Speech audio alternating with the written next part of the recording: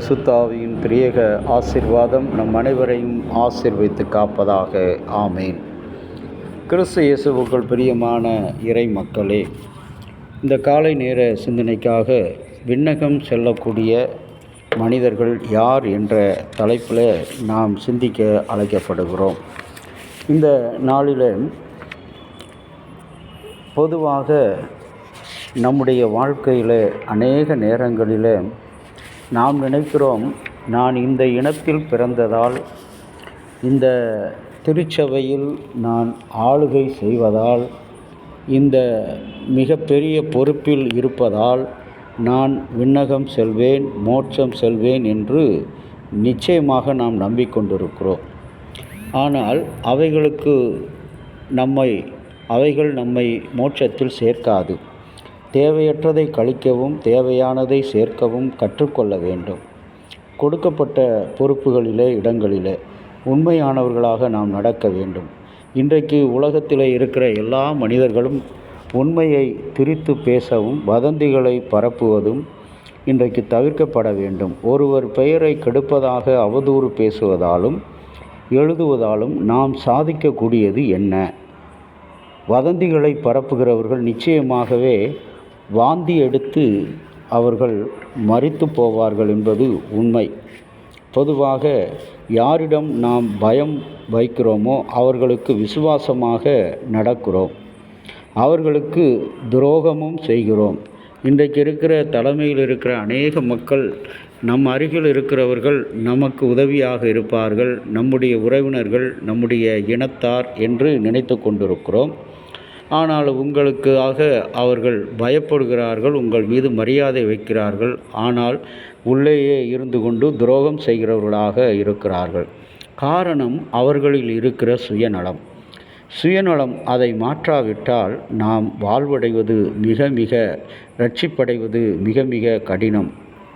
ஒரு சமயம் ஒரு வெள்ளைக்கார பிள்ளைகள் பலூன்களை பறக்க விட்டு கொண்டிருக்கிறார்கள். பறக்க விட்டு கொண்டு இருக்கும்போது அங்கே பச்சை நிற பலூன், சிகப்பு நிற பலூன், ஊதா நிற பலூன், மஞ்சள் நிற பலூன் என்றெல்லாம் பறந்து போய் கொண்டிருக்கிறது.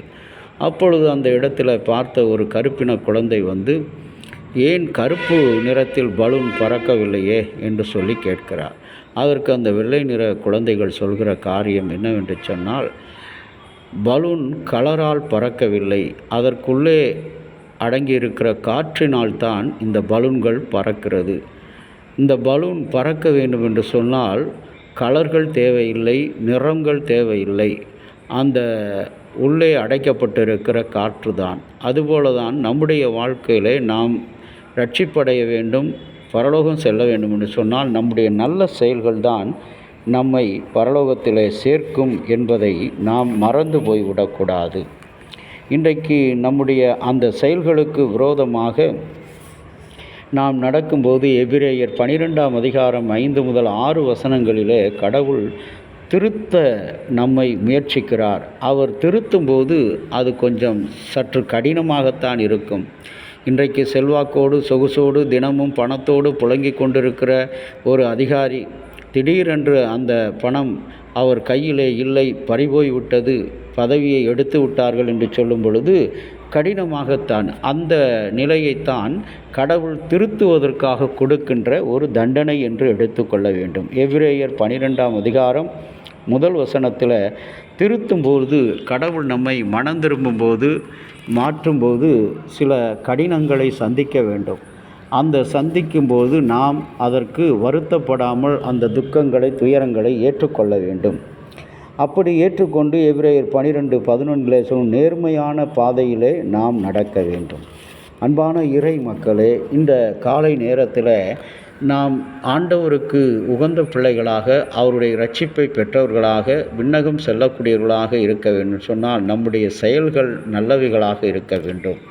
ஒருவரை குறித்து அவதூறு பேசுவது, தவறான வதந்திகளை இன்றைக்கு உலகத்தில் அதுதான்.